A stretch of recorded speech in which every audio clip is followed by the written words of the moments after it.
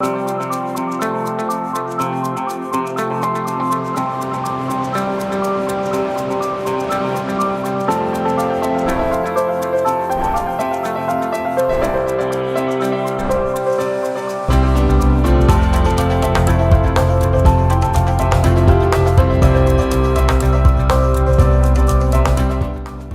afternoon and thanks for joining us. I'm Judy Simpson. Vermont's forests have gone through a lot of changes in the past 200 years.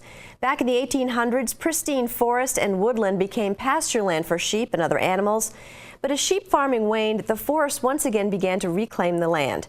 In the 21st century, some Vermont landowners are once again reclaiming the land for pasture. But a key difference between now and then is how the land is being managed to promote sustainability. For more on that, here's Across the Fence's Keith Silva.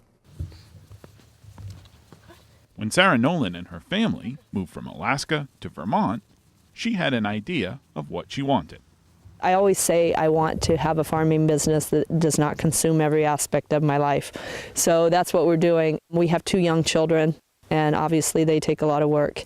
My husband works full-time, I work part-time, so we just don't have the ability to dedicate 100% of our time to it. So we're just hoping that we could grow a moderate-sized business with a variety of animals.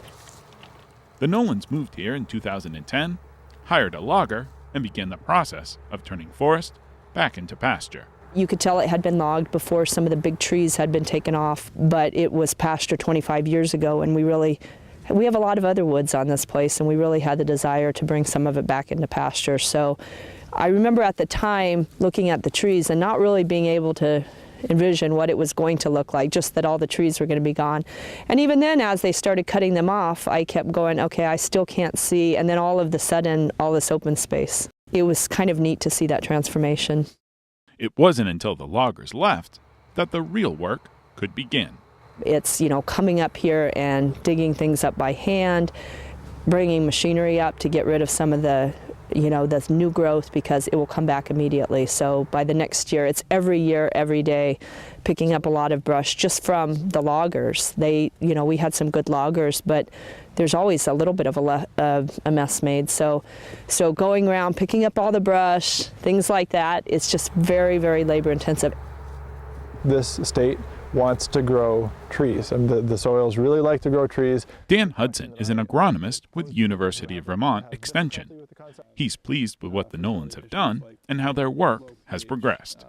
They've done a lot of things right. They got the grasses out there rapidly as they could, and that kept a lot of the soil in place. They still had some challenges.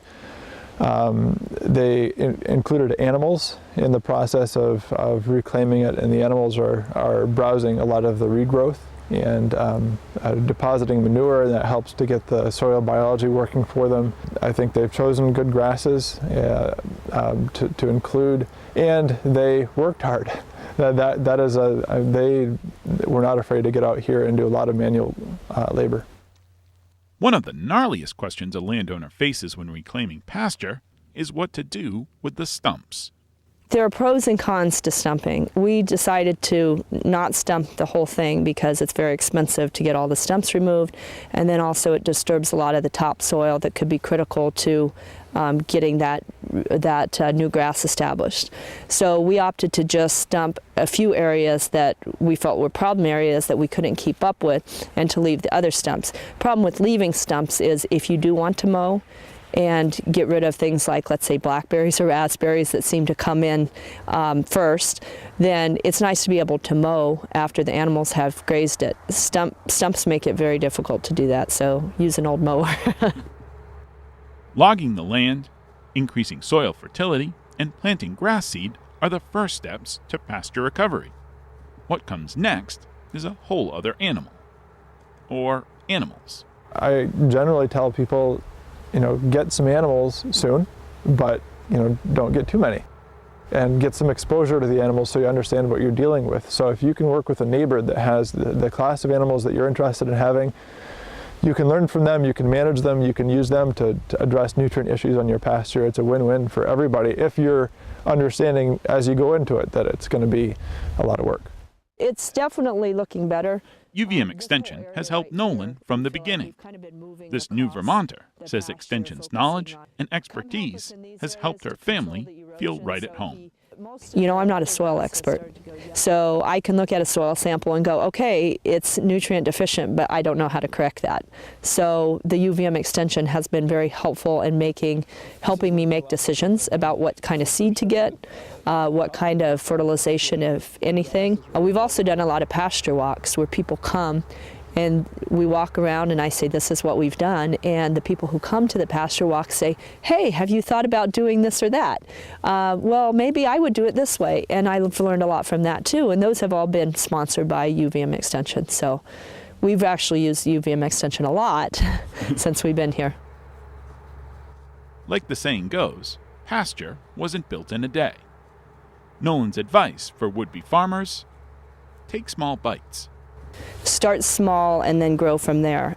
Ultimately, I just like to have a nice pasture that doesn't require as much maintenance, that we can put animals on, either our animals or somebody else's animals. In the beginning, I had these ideas of coming up here and having just this beautiful green pasture, no stumps, you know, a few trees here and there, nice big maples to kind of make it really beautiful and scenic. And now I'm just I'm just hoping to get it cleaned up. I know that this is going to take many years to look as good as I would like it to, but as long as I'm seeing progress every year, then I'm happy.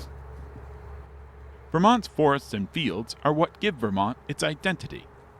But it's an effort from farmers and foresters working together that makes Vermont's working landscape work. In Corinth, I'm Keith Silva with Across the Fence. Thanks, Keith. Our next segment focuses on a new model for youth prevention programs. Most prevention programs pledge to reduce problem behaviors, but research is finding that results often fall short of expectations. The new model is called the Prosper Partnership, and it's being used in Vermont. Rebecca Gollin has the story from Camels Hump Middle School. Class is in session at Camels Hump Middle School in Richmond, but these students are not learning math or going over the rules of grammar. Isn't that stealing? Oh no, it's the 5-figure discount. I'm just gonna put my bed. You know what? I'm gonna bring it back. I'm gonna bring it back tomorrow. It's not really stealing. We're gonna watch it and put it back and no one's gonna know, okay? So what they are learning is how to recognize and deal with peer pressure. It's a topic at the forefront of education around the country, and Vermont is no exception. Aiden, do you feel like you can describe to Savannah what you understood last week from peer pressure? Peer pressure is kind of when somebody, like a friend or a peer, is asking you to do something that you might not necessarily want to do. Recently, Camels Hump partnered with University of Vermont Extension to offer this class to a group of 6th graders at the school and their parents. It's the Strengthening Families program for parents and youth aged 10 to 14.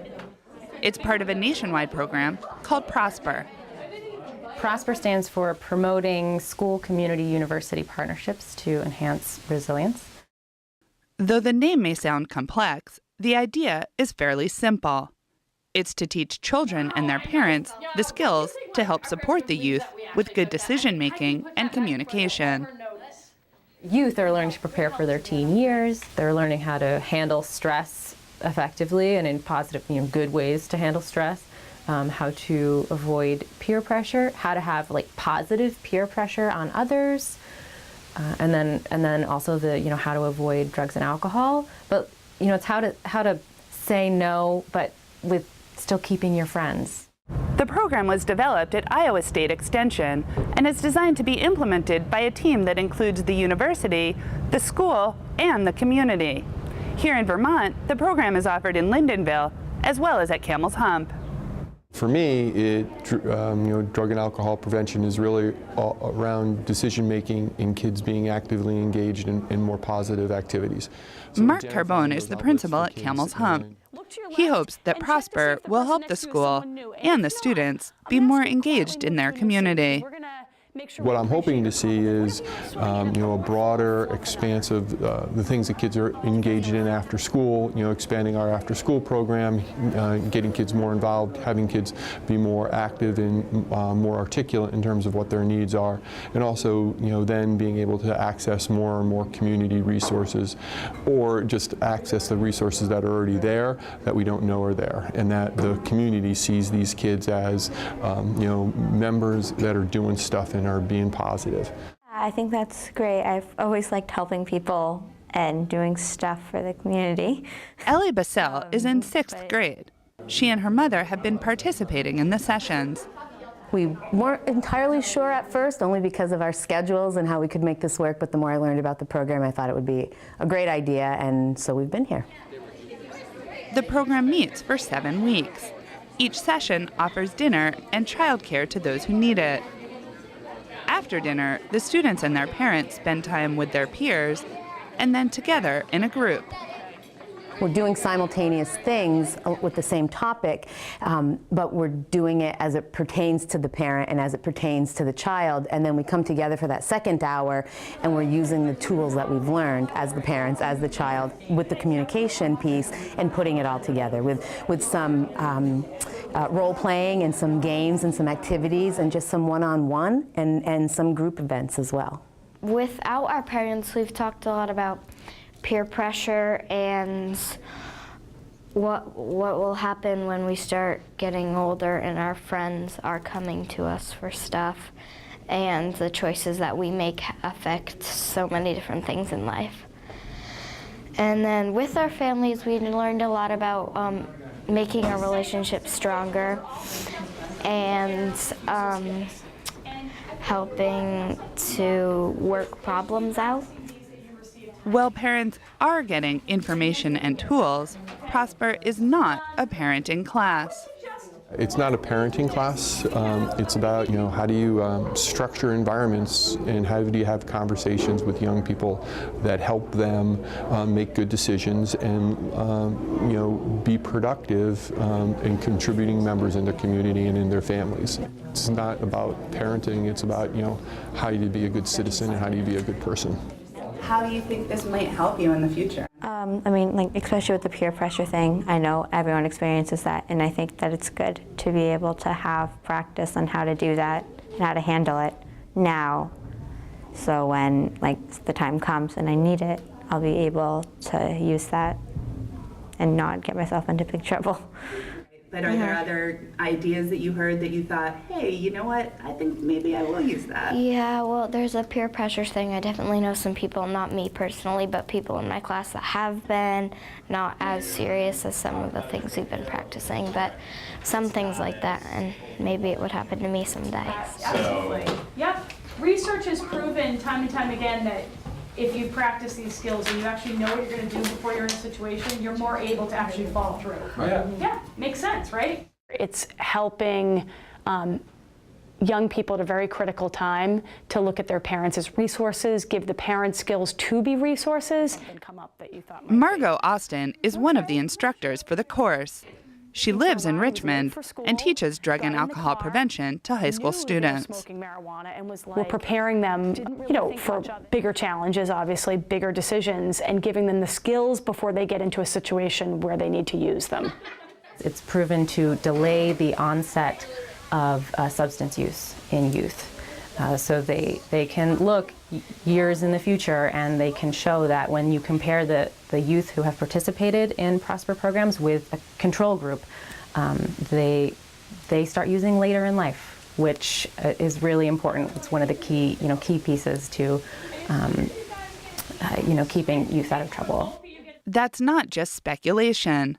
Prosper has been tested and evaluated for years, and there's scientific evidence that if it is implemented correctly, it will work. One of the big pieces about why Prosper works is because you've got a whole community around you, you've got the support team working, you've got the support of the university, the school, you've also got a larger network that comes from Iowa State, from Pennsylvania, you've got people who've been doing this before.